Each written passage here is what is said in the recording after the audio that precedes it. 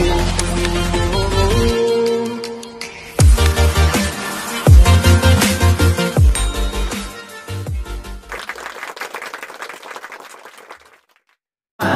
siang, kembali lagi bersama saya Agung Surya Gumelar dalam acara Beautification Podcast. Podcast yang selalu sharing-sharing terkait tentang materi motivating, coaching, dan parenting. Dan kita juga menerima Q&A ya dari viewers Beautification semuanya. Dan pada hari ini kita langsung saja, karena kalau misalnya ada Q&A yang masuk gitu kan, kita langsung terima dan kita akan langsung repost dan langsung dibahas di podcast. Dan nanti yang Q&A-nya tuh tolong ya ditonton juga.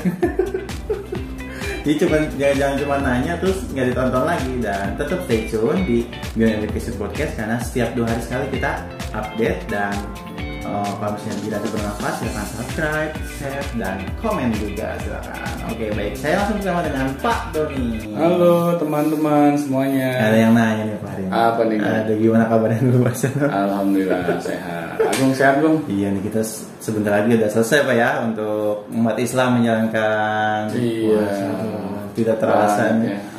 Iya, perasaan baru kemarin Pak kita sahur pertama gitu kan.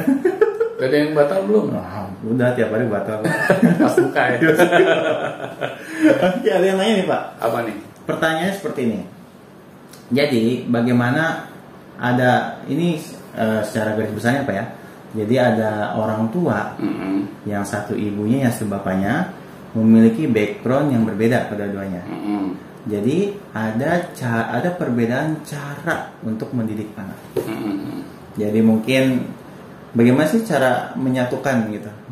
Pertanyaan seperti ini. Bagaimana sih cara menyatukan dua pikiran atau misalnya dua keluarga yang berbeda dalam memandang cara mendidik anak, Pak?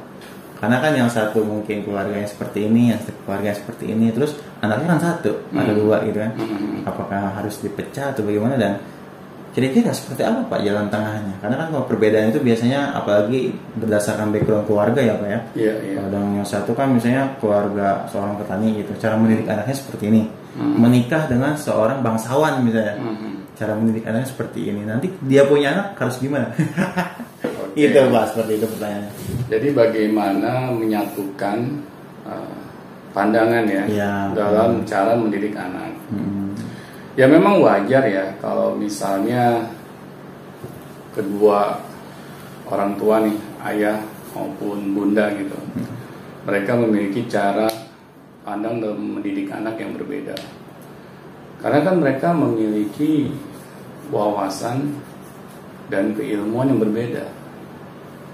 Karena ayah pasti sebelumnya memiliki keluarga yang membesarkannya dari kecil hingga besarnya. Begitupun juga bunda. Nah, cara didik si ayah dibesarkan oleh keluarganya yang memiliki nilai-nilai yang hal tersebut itu dianut oleh si ayah.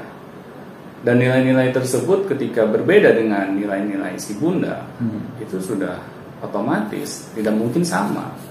Karena dari 2 keluarga yang berbeda gitu. Tetapi di sini kan kita ingin mencari jalan keluarnya. Pertama kita jangan alergi dulu sama perbedaan. Iya sih, terkadang memang ada cekcok juga. Iya, wajar gitu. Karena kan kita ketika memutuskan nih untuk menikah, pernah nggak kita belajar parenting? Ya menikah aja Pak. Iya. Kan kalau kita memutuskan sesuatu, biasanya kan kita sudah memiliki ilmunya dulu. Akhirnya keputusan yang kita buat itu tidak akan salah. Ya intinya kita sudah berusaha semaksimal mungkin gitu dengan kita belajar gitu. Mempersiapkan mempersiapkan diri gitu kan. Akhirnya keputusan yang kita buat juga kita buat dengan matang gitu. Tetapi ketika kita memutuskan menikah dan kita belum memiliki ilmunya bagaimana cara menjadi orang tua yang baik, nah akhirnya akan terjadi konflik di awal. Itu adalah hal yang wajar. Kita ingin menyatukan nih 2 orang yang berbeda. Apalagi seorang laki-laki dan seorang perempuan. Betul. Pasti kan mereka punya pola pikir yang masing-masing berbeda. Ego masing-masing. Ya, ego masing-masing. Mungkin si perempuan, si ibu ini, dia dibesarkan dengan penuh kasih sayang oleh orang tuanya. Malahan kadang dimanjakan. Karena kan biasanya kalau anak perempuan supaya dimanjain ya. Biasanya kalau anak laki-laki, cara didik anak laki-laki ini berbeda nih. Mereka malah kadang sukanya ditegaskan, didisiplinkan gitu kan. Istilahnya berbuat kesalahan tuh pasti ada konsekuensinya gitu. Nah, beda dengan sang istri gitu. Dan ketika mereka bertemu dan memutuskan untuk menikah, ada cara pandang di kedua belah pihak yang berbeda. Itu hal yang normal gitu. Nah, tetapi kan kadang kita yang kurang sabar gitu dalam menyikapi perbedaan ini. Mungkin di waktu sebelum menikah, misalnya di waktu kita berdua pacaran, jarang kan kita menunjukkan itu jati diri kita sebenarnya seperti apa sih? Iya, kita masih ya jaim lah. Iya, masih jaim. Yang baik-baiknya aja dilihatin gitu kan, yang jelek-jeleknya diputut-pututin gitu. Benar, karena kita memiliki rasa malu gitu. Kalau gua tunjukkan semuanya nanti dia nggak mau gua nikahin lagi. Diputusin lagi kan. Iya. Apalagi gua udah jatuh cinta banget nih sama pasangan gua. Nah, akhirnya hal itu mereka tutupi dan terbongkarnya ketika sudah berlangsungnya pernikahan. Biasanya kalau udah menikah itu kelihatan semua. Sudah pasti kelihatan semuanya. Aib-aibnya kelihatan semuanya. Bahkan kita kentut aja kita nggak malu-malu lagi gitu. Nah, di sini kan akhirnya apakah kita sanggup gitu menyikapi perbedaan ini? Apalagi ternyata pasangan kita ini banyak banget aibnya. Kebanyakan. Iya, yang baru terbongkar gitu kan. Nah, akhirnya itu akan menjadi pola pikirnya dia ketika dia mendidik anak. Misalnya nih, si ayah terbiasa dididik dengan disiplin oleh keluarganya. Terus si ayah juga ketika melakukan sebuah kesalahan, dia akan mendapatkan konsekuensinya dari kedua orang tuanya. Dan itulah yang menjadi nilai dia yang dia bawa terus gitu. Dan dia, ya maksudnya yang dia bawa terus, yang dia terapkan terus. Iya. Nah, itu hasil didikan orang tua Benar. juga apa ya, betul. Sedangkan si pasangannya dari kecil ya karena perempuan mungkin dimanjain. Kebalikannya. Apa-apa dipenuhi keinginannya. Ketika memiliki kesalahan tidak ada konsekuensinya, malahan kadang dibiarkan. Bertemulah dua orang dari kutub yang berbeda ini gitu. Dan mereka menikah. Dan akhirnya ketika kedua pasangan ini ya, memiliki anak, pastinya nilai-nilai itu yang akan mereka berikan kepada anak. Nah, itu mungkin permasalahan ya, Pak ya? Iya. Karena dua nilai yang berbeda dipaksakan harus masuk pada anak. Iya. Nah, di sini kan kalau terjadi konflik itu udah pasti tidak mungkin dihindari. Misalnya si ayah dia ingin anaknya ini harus disiplin. Dia selalu memberikan konsekuensi ketika anaknya berbuat kesalahan. Iya.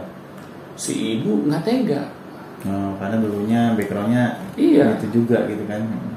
Ya udah deh ayah, ngapain sih harus dihukum segala? Kan kasihan anak kita, dia juga masih kecil misalnya seperti itu. Nah, akhirnya hal-hal seperti ini dibiarkan gitu. Si ayah mencoba nih menunjukkan kapasitas dia sebagai seorang ayah, sebagai seorang pemimpin, tetapi ibunya malah mematahkan.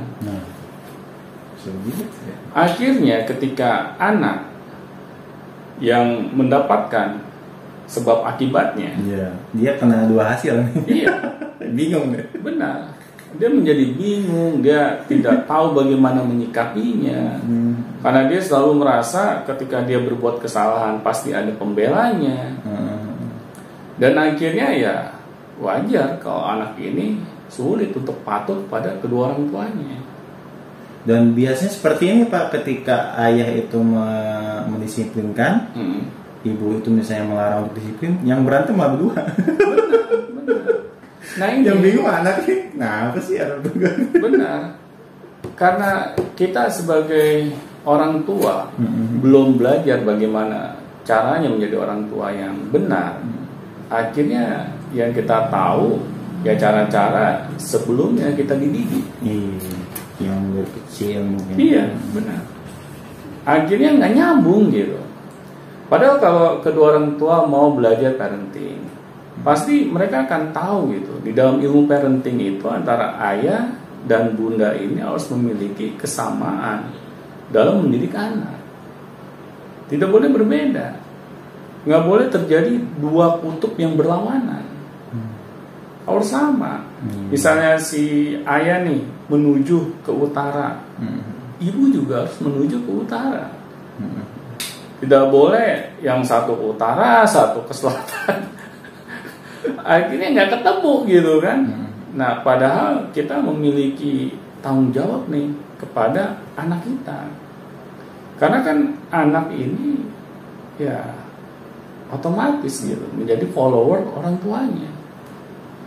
Ya kalau kedua orang tuanya tidak bisa dijadikan figur gitu yang patut dicontoh, diikuti, ya bagaimana anak bisa mendapatkan role model gitu. Dari situnya pun sudah seperti itu. Iya, akan sulit gitu. Sedangkan anak kan dari dia dilahirkan hingga dia besar itu kan bersama keluarganya. Kecuali kita titipkan anak kita di panti asuhan. Sama itu ya. Standarnya. Benar. Itu orang lain yang mendidiknya. Iya. Bukan kita sebagai orang tua. Tapi kalau masih di dalam lingkungan keluarga kita yang bertanggung jawab. Berarti gaya pengasuhan ibu dengan gaya pengasuhan bapak itu akan terjadi perbedaannya Pak ya? Iya. Dalam mengasuh anak atau dalam mendidik anak gitu. Benar. Dan tapi yang harus kita lakukan kan kata bapak tadi harus satu arah, satu jalur, berarti salah satu salah. Benar. Jadi makanya di sini pentingnya kita belajar parenting. Kalau kita tahu ilmunya, kita pasti tahu hal-hal yang harus kita perbaiki. Dari cara komunikasi kita, dari cara perilaku kita di depan anak misalnya. Kita akan memiliki tools gitu dalam menyikapi sikap-sikap anak. Oh, jadi dengan menyatukannya itu dengan belajar itu bareng-bareng gitu ya Pak? Iya, belajar bareng. Jadi jangan sampai nih kita misalnya sebagai seorang ayah, tugas saya kan hanya mencari nafkah. Seperti itu. Benar. Nggak perlu belajar cara mendidik anak. Itu tugasnya ibu udah. Kalau tugasnya ibu mendidik anak lah. Jadi yang benar gitu anak kita. Kan padahal di situ disebut kita ya. Iya. Bukan anaknya si ibu aja gitu. Kan nggak mungkin ibu bisa melahirkan anak ya kalau nggak ada peran ayah. Kayaknya pernah dengar cerita itu Pak. Iya. Nah di sini kan berarti ayah ini akan diminta tanggung jawabannya gitu. Nah di sini juga ayah harus mau belajar menjadi ayah yang baik bagaimana. Akhirnya ketika ayah mau belajar, si ibu pun akan mau belajar gitu. Kan ayah ini sebagai seorang leader di dalam keluarga. Kok leadernya aja nggak memberikan contoh, hanya bisanya marah-marah, ya bagaimana si ibu maupun si anak bisa menjadi seorang follower yang baik gitu.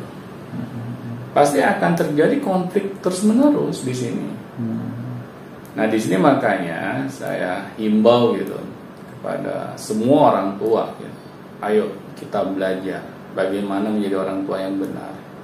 Dan tugas untuk mendidik anak itu bukan hanya tugas si ayah maupun si ibu, ada tugas dua-duanya. Dua-duanya wajib gitu ya. Wajib banget gitu. Makanya kan banyak nih orang tua yang konsultasi sama saya. Mereka komplain, berkeluh kesah mengenai anaknya. Ujung-ujungnya setelah saya dengerin, setelah saya gali, ya ada peran orang tuanya yang salah di situ.